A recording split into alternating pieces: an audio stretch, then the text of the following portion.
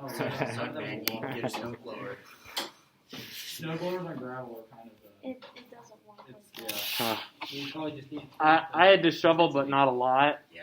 And we have the shovel that was left at our apartment, and it is a hunk of junk. You stole it. It's one of those, like, just plain green plastic that's curved, and then it's got, like, a metal blade, but it's also cracked. So anytime you try to put pressure down, it just folds on itself, and so you can't, like, scoop and, like, get under to scoop. It just, like, collapses on itself all the time. You know I what a hate grain it. shovel is? Like the aluminum grain shovels, like they're like this wide. Yeah. I think those honestly work better than a snow shovel.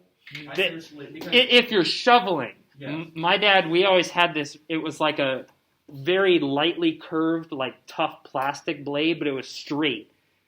Right? It was like this long, and it had a gentle curve, and it's made for pushing snow.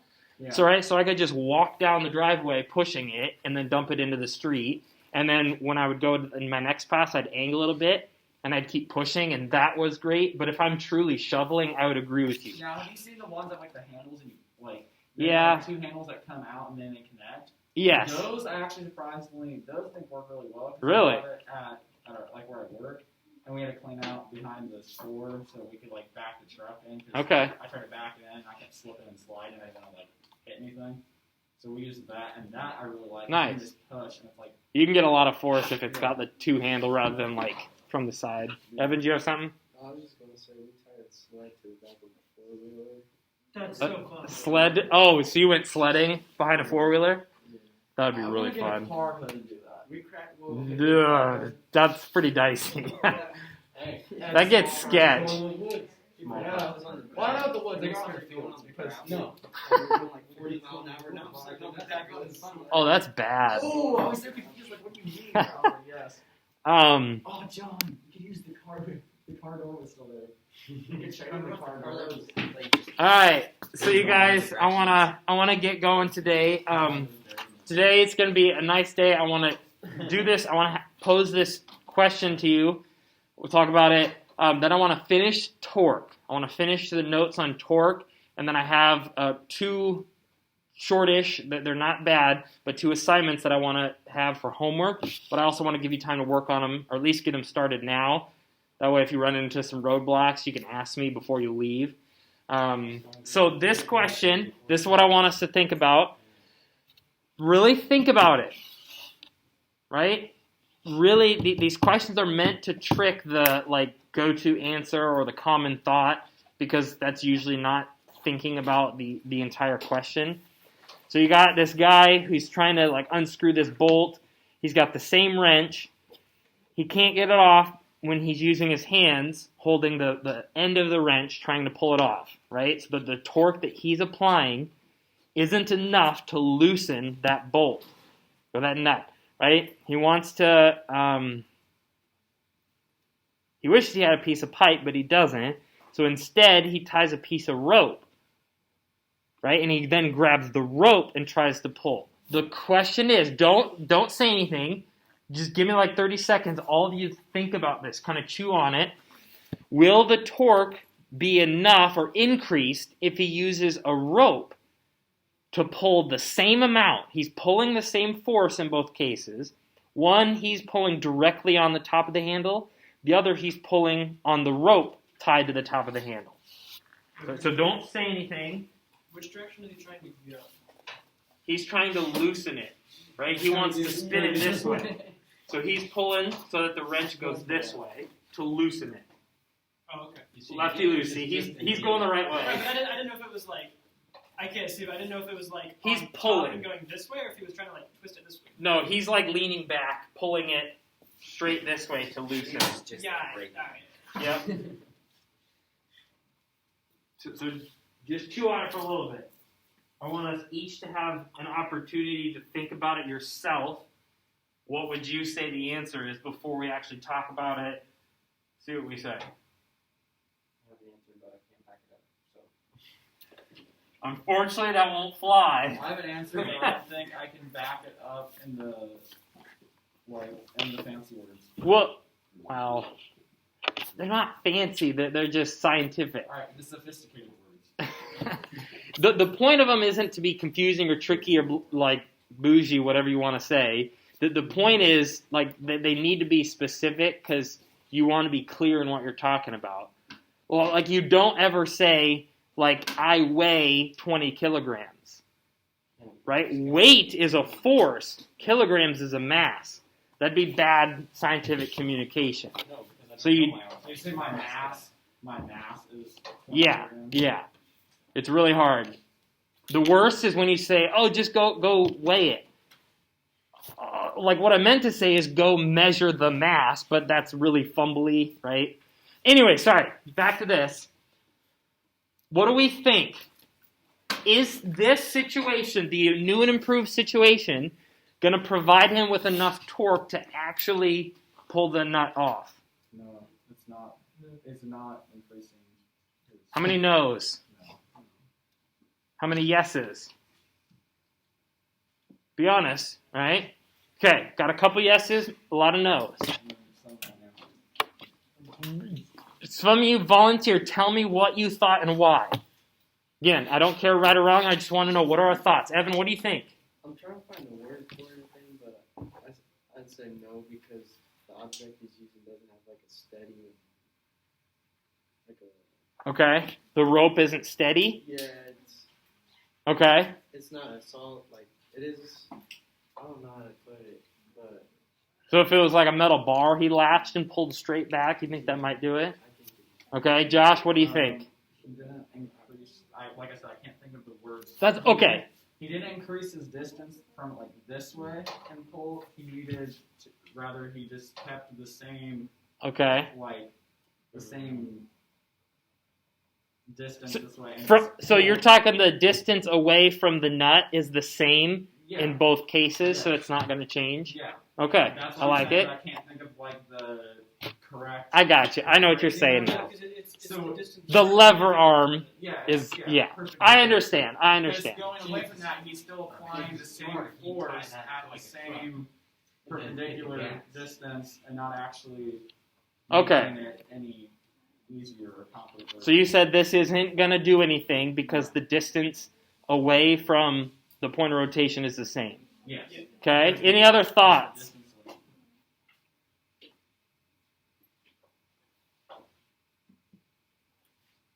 Any of the yeses want to share their thoughts? Come on, John, let's hear it. Well, like why? Come on, Aiden. Shut up, Josh. I just want to know why. We don't care right or wrong. We're all learning. Tell me why. Just Come on, Aiden. Let's hear it. I don't know how to put it. Confidence is So I was thinking that since there's more like surface area for like the tension in the force, okay. that it might help. Okay. He's using less force because the rope is taking Okay.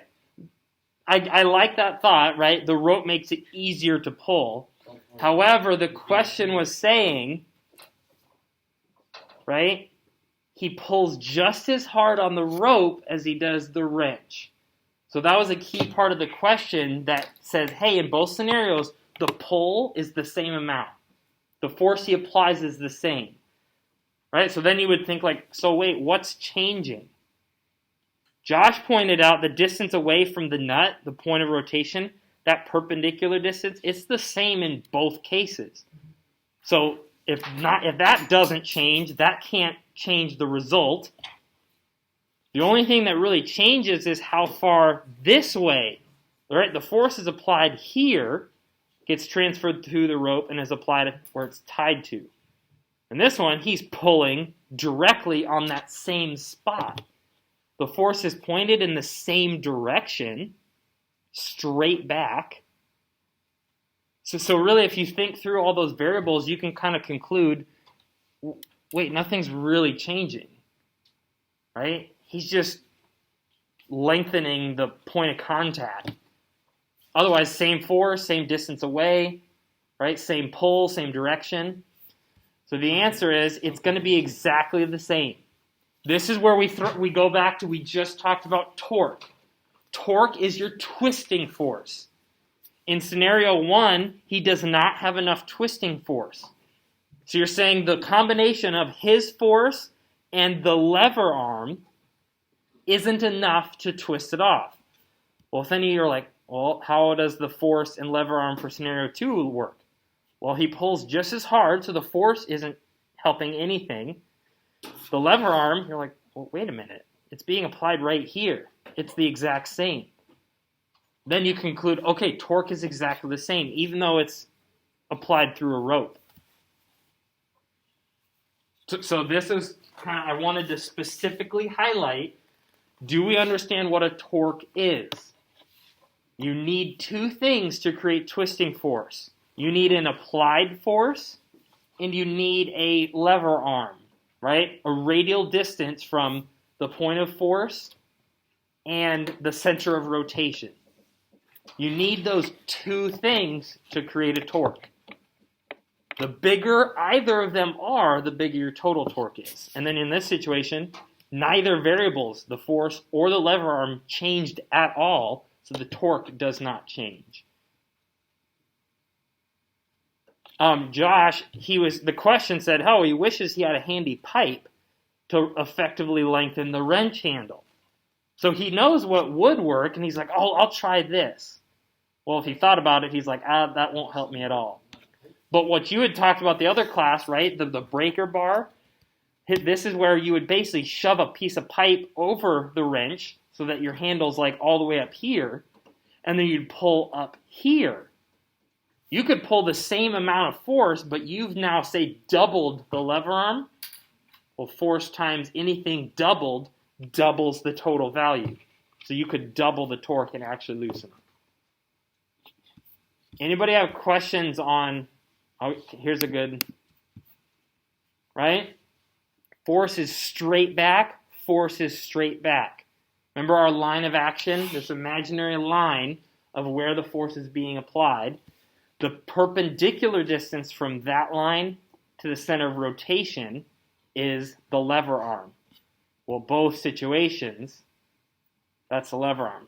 A lot of people would commonly think like, oh, his hands, the force, is a long way away from rotation. It's not a perpendicular distance, though. So it's not actually changing anything. That's helpful if you want to see like the math explaining what we've talked about. Any thoughts about that? Does that make sense? He would either have to have pulled harder or changed the point of contact where he's applying the force further from the nut, where it's rotating about. If he didn't change either of those, he's not going to change the torque. Because we know that the torque is the perpendicular distance from force to rotation and multiplied by the force that you apply. So that's the one I kind of thinker I wanted you to stop and think about. Does it make sense, the reason, or the answer to the question? Does the reason make sense? Okay. So related to that, I want to pull up the torque notes. I want to finish those. We're not too far away, but there's a unique aspect to torque that we haven't talked about, and that's equilibrium. So do you remember a big part of this class, we were balancing forces, right? When I'm standing here, gravity is applying a force on my body down, and the ground applies a normal force. When those forces are equal and opposite, they cancel each other out. If I have no net force, what does that tell me about the motion? It stays the same. There's no acceleration, so no change in the motion. Right? That was in equilibrium. When the forces were balanced out, they canceled each other out, and you're in equilibrium. Nothing's actually happening, so the motion's going to either stay still or it's going to stay moving at a constant speed. We need to talk about equilibrium related to torques. We need to find and be able to understand when two torques are in equilibrium. Remember this example? The guy's hanging off, right? A lot of weight, a little tiny lever arm. Little weight and huge lever arm, right?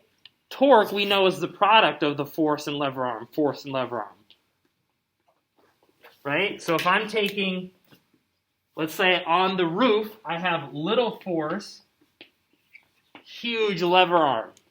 We agree with that? Because the point of rotation is right on the edge of the building. This is the torque of the sandbags. Well, if they're going to be balanced so that they're able to stay motionless, it has to be equal to whatever torque is being applied by the guys. Well, there, we have a big force and a little lever arm. Do you see how little times big, big times little, they're the same? These two are equal to each other. If they're equal, they balance each other out. They cancel each other out so nothing happens. That's what we need to figure out to do for torque problems. You need to find all of the different torques applied on an object or a body and add them up to see, hey, they are balanced. I know no motion happens. Or you're like, oh, shoot, there's a net torque. This one's bigger than the other one. That means motion's going to happen. Wait, wouldn't you want the left side of that equation to be bigger so that you have more room to work with on the other side? Yes, you're right. So you can say, wouldn't you want this one to be bigger? Yeah, I'm Let's not putting see. my safety on, accidentally jumping the wrong way and sending both of us toward death. You gotta go sometime. Because if they're equal right now, you put any more force on that side and you fall. Wouldn't you want the left side to be a lot bigger to have like the room to?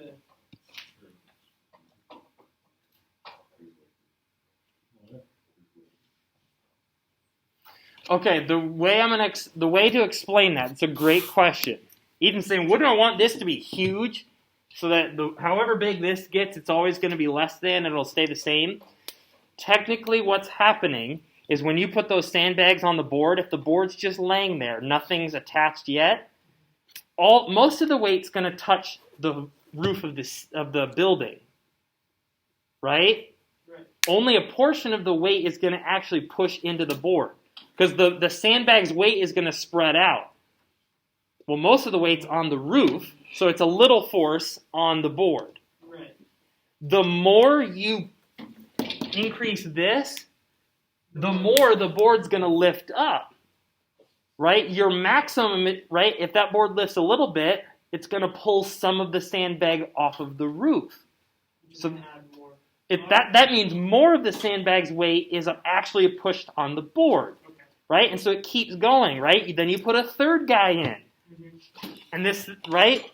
The torques get bigger because you lift the sandbag even more, so only a little bit's touching the roof. Then when you put a fourth guy in, the sandbag's off the roof and it's tipping. Okay. Because you've now exceeded the max. So that's a great question. The torques still balance, but they balance like So there's a maximum.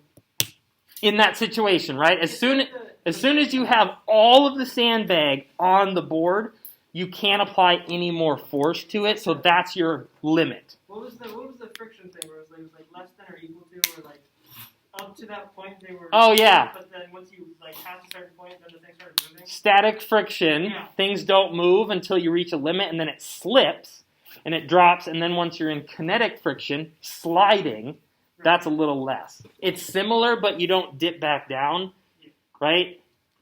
They're equal until you hit the maximum. Yeah, it's kind of like, think about if you just hold a board, you put weight on it. You keep putting weight until it breaks.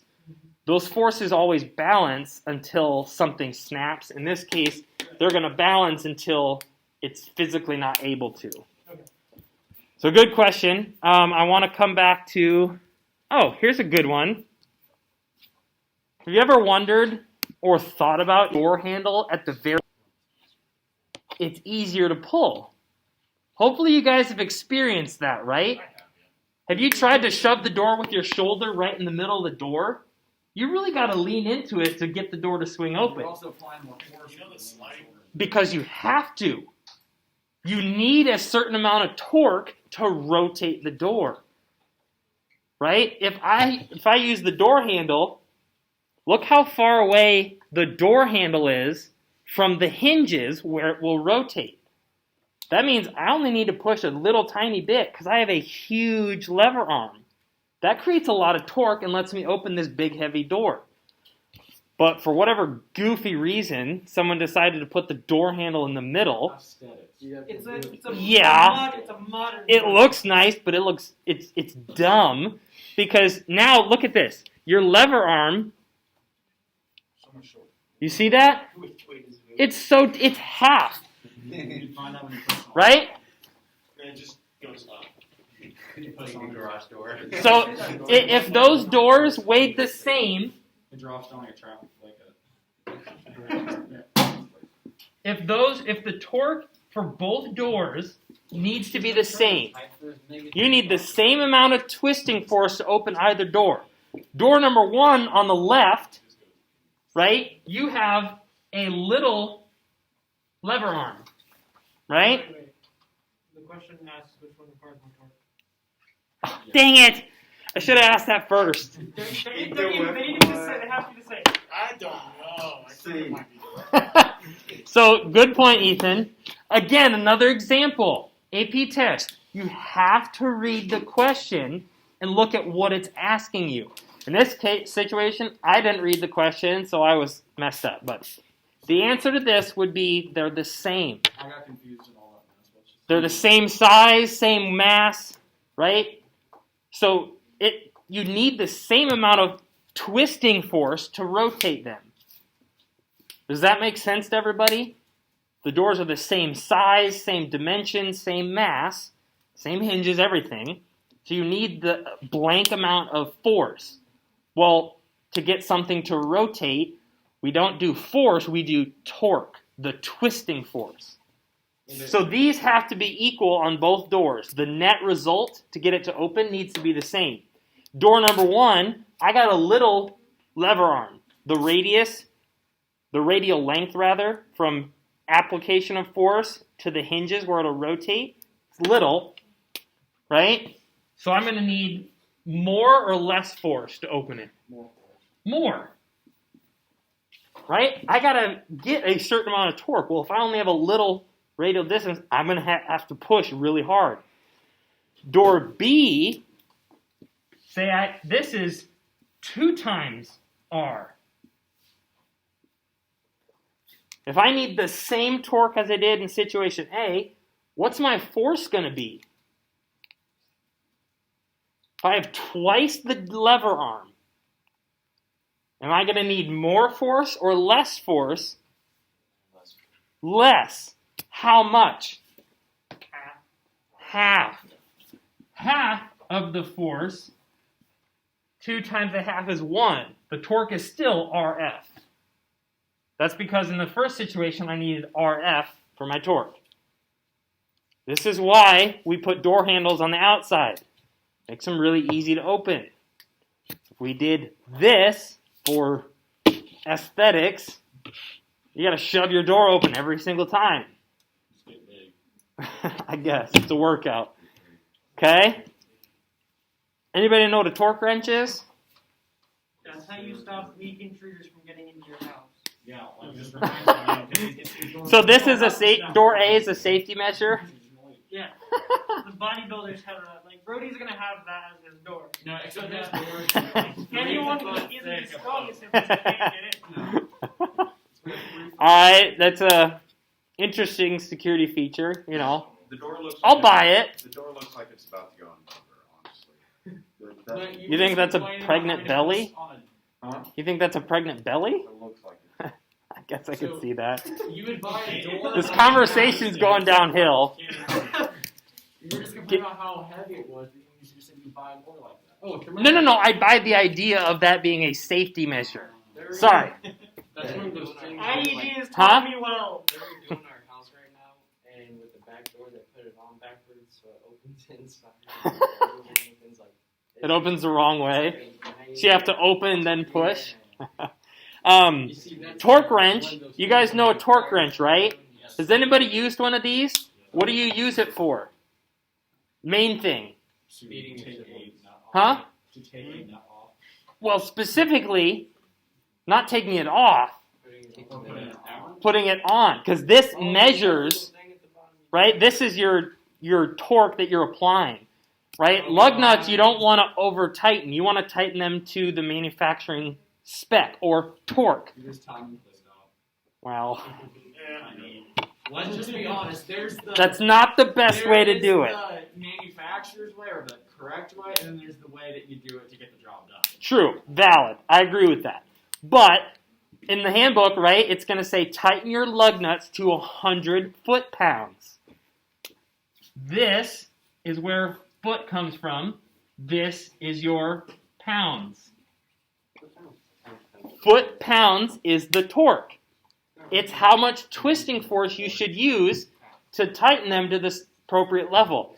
A torque wrench, you push down and twist that nut on, and it's got a needle that measures how much twisting force you're applying. So you push until you see that hit, say 100, whatever you need, and then you stop. Other torque wrenches look like this. You have a nozzle at the bottom that you set the value you want, and there's like a clutch that slips as soon as you reach that number. So I can set it to 100 foot-pounds, and I'm tightening my lug nut, and eventually I push, and it goes click, and it slips. That's when I know I've hit the appropriate torque, and so I stop. This is an interesting advertisement for a Tacoma. Imagine having it. Torque, you guys all mentioned to me, we've heard torque related to cars. Rated antidepressants. Like it's fun to drive in a car, go They mudding, have a good rep, okay? and not be depressed. That's like what they're advertising. I think it's a pretty... Wait, what's we talking about? It's a little borderline. But right here it says, hey, it's got 282 pound-feet of torque. That's how much twisting force the engine is capable of producing. 282. It's respectable for a little pickup. Little pickup.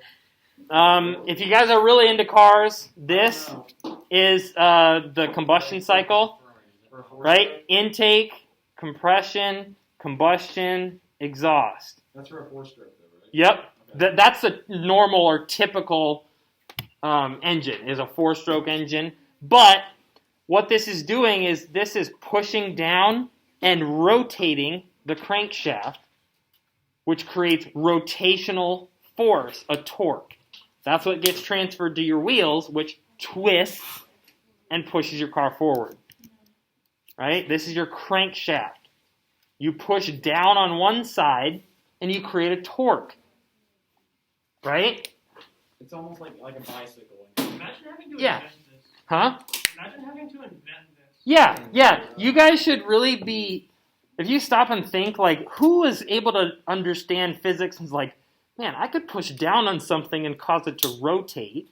If I put that rotation on a wheel, the wheel would rotate and push linearly against the ground, and then I could move forward. Now, how much? So I'm using linear motion to create rotation, and then rotation to create linear motion. How much of it and I they could- actually understood that they were doing this for that specific reason, other than they just knew it worked because of like experience? Well, Probably an accident. they might have discovered it, but in order to make this, they would have to know what's happening Okay. to be able to make this. Because I didn't know like how much of it was like that worked, and therefore they discovered. There is guessing, there is trial and error, but it's alongside understanding physics. At least an engineer should do both. Yeah, it's not like. Or you use physics to make your design, and it should work. Because everything is governed by the laws of physics. If we understand those, our design should work, and then we could tweak. But anyway, I want to keep moving. Right? 282, your Tacoma, that advertisement. This is how much twisting force I can apply. Right? If the distance, the radius of my tire is 1.04 feet, Well, I use my torque equation. Torque is force times distance. The force that I'm able to push back with is 271 pounds. What happens if I get a bigger tire? You have more. The engine can provide the same amount of torque, so the twisting force available is the same. But wait a minute, my distance, my radial distance, lever arm has increased. Does that mean the force that I could apply goes up or down? The force you can apply. This is constant. Torque is constant. Yeah, so and I made this go up. What does that mean this has to do? To keep this the same, it has to go down. Yeah, I was confused by the. Okay, yeah. If this is the same, but this goes up, it has to stay what it originally was, so this has to go down. You get less force. This is why you don't really want to put 20-inch rims on your Honda Civic. Right? Wouldn't it still be? You're going to lose power because you got to turn a big wheel, and your torque you could make does less linearly, so it can move you less. Or not as strong, rather. You tell me I put those tiny little Lego wheels on my car on when you go real fast? Yeah, we. Wait, but then isn't? Yes, but you won't be able to go as fast because you got a little wheel that doesn't cover much distance per rotation. There's trade-offs. So you could go quicker because the torque your engine makes can do more, but you hit your limit much sooner. It's like Mario Kart, you know, when you're spinning up your wheels and all that speed and acceleration, it's like that. I was never good. This is something that's really important. I don't know if you probably should know it. I learned this in college. Have you heard of the right-hand rule anywhere? No? That's okay. It's really simple. The right-hand rule, you have to use your right hand. And what you do is you take your thumb, right? You make a thumb, right? Stick your thumb out. Then unhook your hands and make like a C. And then what I want you to do is you take your hand, your right hand, move your hand so that your fingers curl in the direction that rotation would happen. If I push down, it's going to spin this way. Do we all agree with that? This is what the rotation looks like. Well, if I look at that, I'm going to take my hand, and I got to go like this for my hand to mimic the type of rotation. Do you see how my finger is pointing away from me? That's what we call negative torque or negative rotation. The other way to think about it is, if I look at that, is that clockwise or counterclockwise? It's clockwise. The spinning matches the motion of a clock. Clockwise is negative. That is a negative torque. Just the same as we said, hey, this going up is positive y direction, going down is negative y direction. You have to give me direction by saying this is positive, this is negative. That rotation is clockwise, so it's negative. Link that with the right hand rule, right? Your finger is pointed away from you, and your hand matches the curl, the rotation that you see. That's a negative. The opposite is true. If I look at it and say, okay, what happens if I push over here? Well, it's going to push down and rotate like this. This is a counterclockwise rotation, which is positive. I could use my right hand rule and say I'm looking at that, it's going to rotate this way. If I take my right hand rule and I move it so that my fingers curl in the same direction of rotation, it's pointed at me. That's a positive torque or positive rotation. This is really important to know, right? Do you see that screw? It's rotating in the direction of that arrow. Your finger points down. That's a negative direction, so it's a negative rotation. Also, if you look at the face of it, right? If I look at the top of the rotation, that's clockwise. That's a negative. The opposite's true. It's rotating the other way. I've got to use my right hand rule. My thumb's pointing up in the positive direction. Counterclockwise, I know it's positive. I don't want to talk about that too much more because it can get really confusing, but just know clockwise motion is negative. Counterclockwise is positive.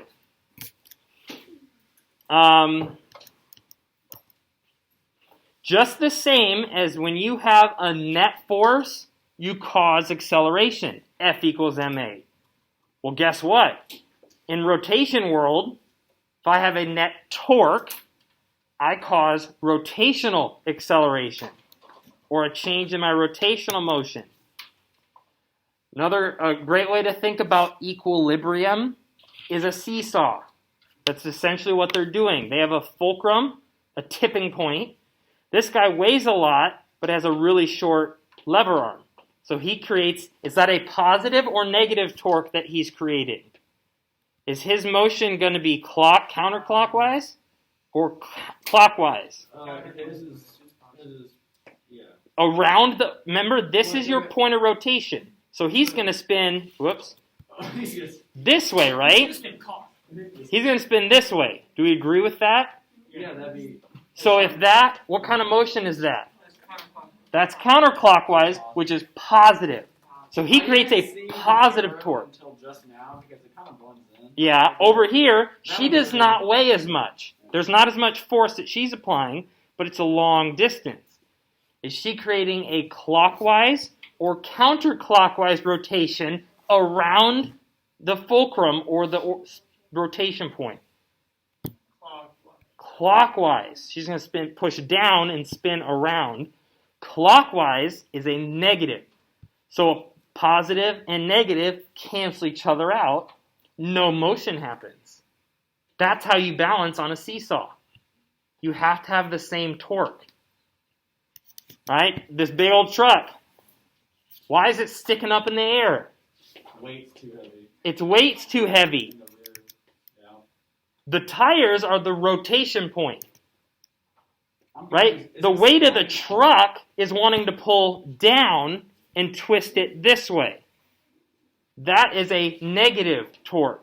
But that huge weight on the back is trying to spin it this way.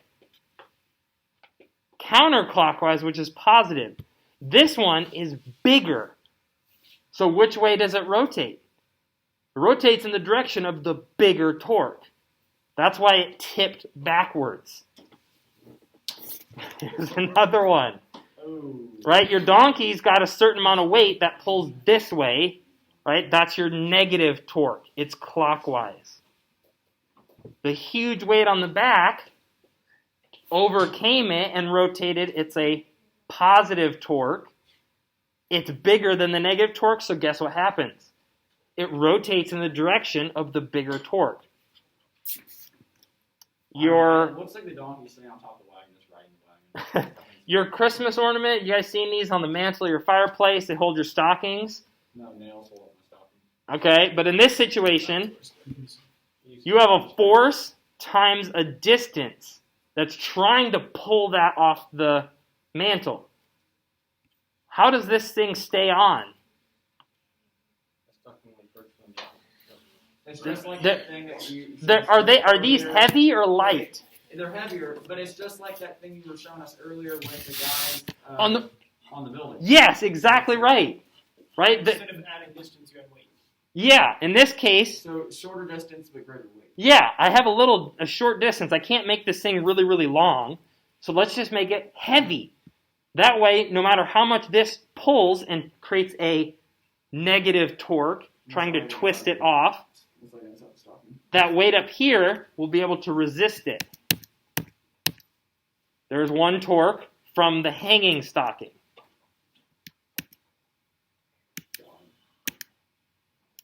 This is an interesting one. Where do I want to? Maybe that sugar was a unit of weight. Sorry, a unit of measuring mass.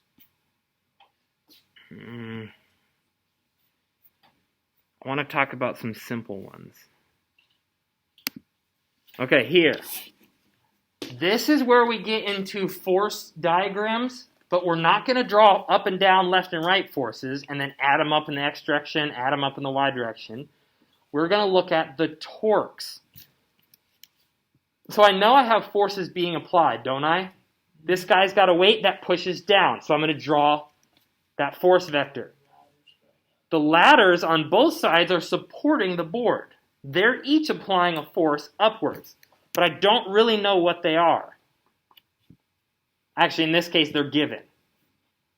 Right? This, you would assume, if he's standing right in the middle, well, both sides are equal. That should make sense intuitively, right? If he's in the middle, his weight is evenly split on both ladders. Each of the ladders supports half his weight. What happens if he moves over? Think about it. Would each ladder have an equal force now? No. No. He's putting more of his weight over here. But how much? You can't use equilibrium in the x and y direction. You could do the math, but it's not going to be split evenly, so your math can't help you. You could approximate that 75% of his weight is on the ladder to the right, and You- 25% of his weight is on the ladder to the left. You're right. 180 pounds. In this situation, 160. you can use that. This is the simplest example. That works. 120. However, the thorough way to do this, no matter what's going on, is to use the equilibrium of the torques. I know this force acts down. I know these two forces push up. And you're right, most of its weight's over here. So I know that much, but I don't know the actual amount of force on each side. But I could measure how far away he is, and then I could look at the torque. When you take the equilibrium of torques, you get to decide what the tipping point is. The reason is any object, right, like this, no matter what point you pick, at that point, all the torques should be balanced if there's no motion. If there's motion, the torques would show you, yep, this is going to rotate. In this situation, do we have motion? I guess the problem would tell you a man stands on a board supported by two ladders and doesn't fall. So we know no motion's happening, right? If there's no rotational motion, what do we know about the torques? What's zero?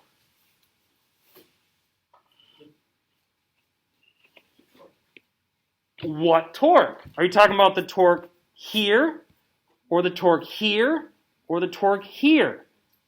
The whole thing. The whole thing. This is, remember, net force? The total force in one direction? We add them all up. So Ethan's right. The net torque, the total torque about this point needs to equal zero because we know there's no motion. That's how we can solve this problem. First thing, think about, if this is our fulcrum, this is the point that would be rotating, we need to find all the torques about that point. How about question mark 1? There's a certain amount of force coming straight up. What torque does it create about this point? You don't need to do math. It doesn't, does it? Because there's nothing rotating, it's just going linear. Ethan's right. It does not create a torque about that specific point. Why? Because it would create linear. Well, all of them It's here and it's going this way. all of them cause linear motion. In this situation, you have two types of motion now. But specifically, this force, question mark 1, obviously that would be the force, right? The key is, what is the lever arm, the radial distance from the line of action to the point of rotation? It's the same. There's nothing. So what number would I plug in here? Okay. Do you all see that? Yes, no, maybe? Do we get that? That is something that if the force goes straight through the point of rotation, it doesn't create a torque. This is why. There's no perpendicular distance from that point of that line of action and the point of rotation. They're on top of each other.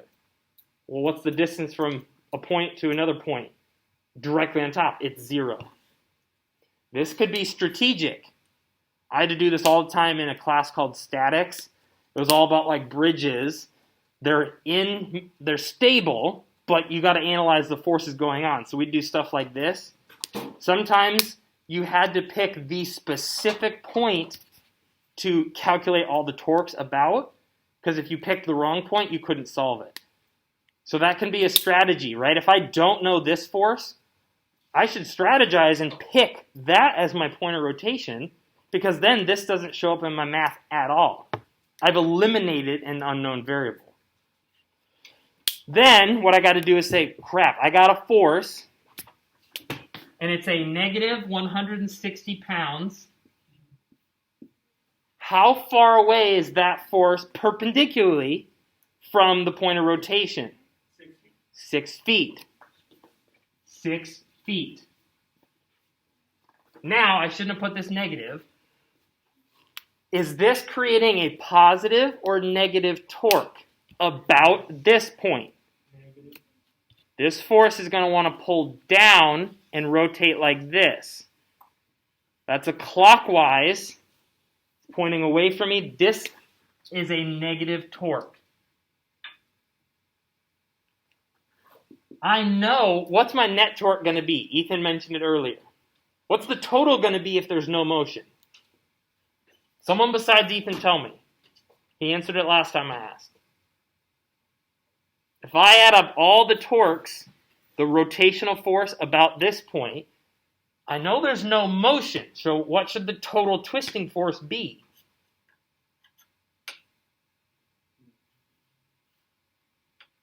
Someone help me out.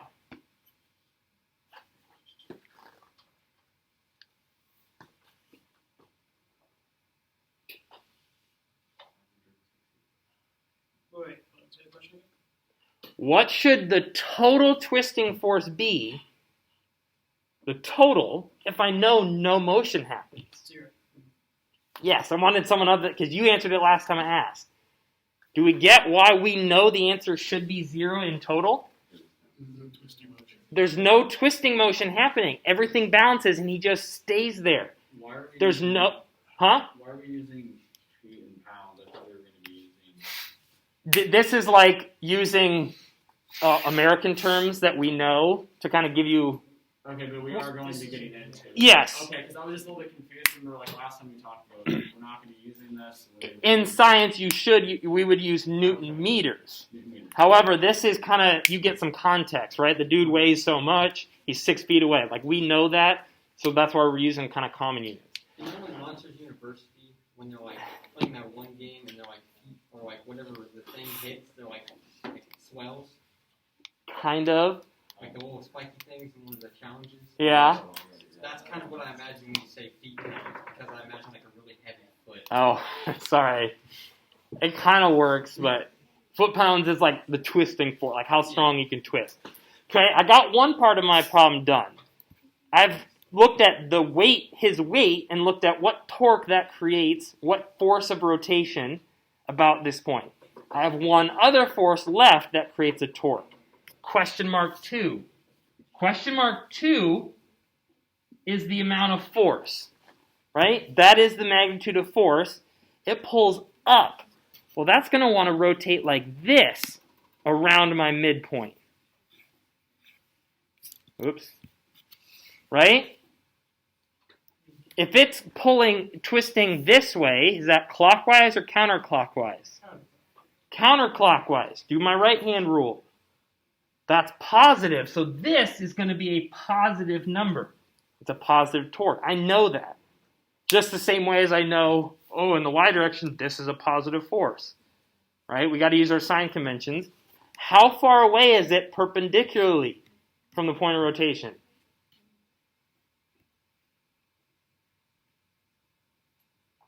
Someone please help me out. How far away is this force perpendicularly from the point of rotation? How far away is what? This force. It's being applied what distance from here? 10 feet. 10 feet, whoops, is my lever arm. Force times distance, force times distance. Now I have an equation with one unknown. And I can solve this, right?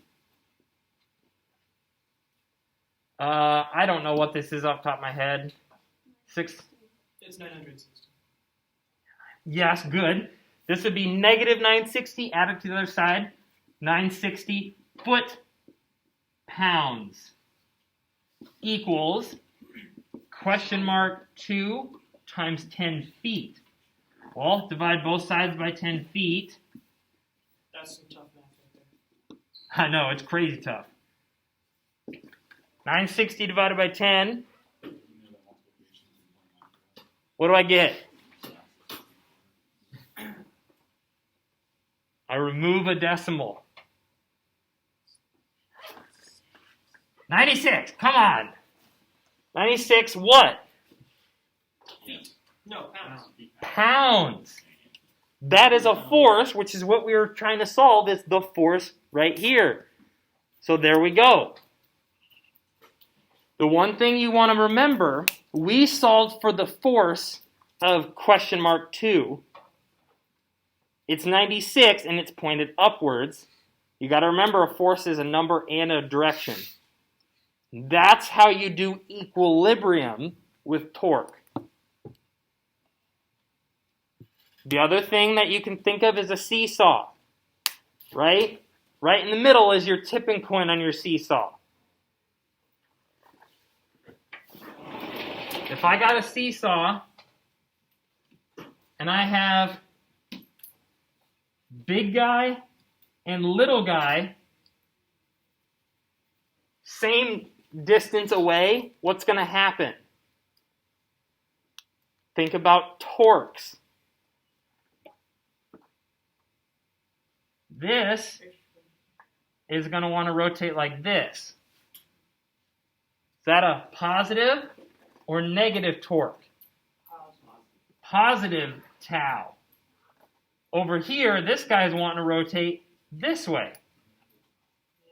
That's clockwise, or right-hand rule is negative. Is this, which torque is bigger? This guy. They're the same distance. They have the same lever arm, but this guy weighs a lot more. Well, that's horrible. Oh, pretty good. Big negative torque, little positive torque. The net torque net, is going to equal positive tau minus big tau, and it's going to equal, I guess, medium tau. If the overall motion is a negative tau, negative torque, Ethan's right. He's like, it's going to spin this way. It's going to tip, and he's going to hit the ground. It's not really that he weighs more. That's ultimately not the right answer. He creates more torque, and so it tips the board in whichever direction that torque is applied. So oftentimes you'll see a seesaw, something like this, where you're going to have to pick a point to add up all the torques about that point and do your equilibrium. Calculate all the positive torques, calculate all the negative torques, add them together, and if it's motionless, you know they equal 0, or it adds up to a certain amount of rotation, so you know it's going to add up to a total torque. I want to pause there and let's give you guys time for homework. Your homework is going to be about this stuff. I need to go print it. I forgot to do this morning. There's two things. One of them I would like you to start with is there's a PhET simulation. So when you go in here and launch this, I want you guys to do, there's a game that's all about weighted seesaws, essentially. Right? I want you to go through all of them right? And it says, hey, I need to balance this balance beam. This torque needs to equal the torque that I'm creating.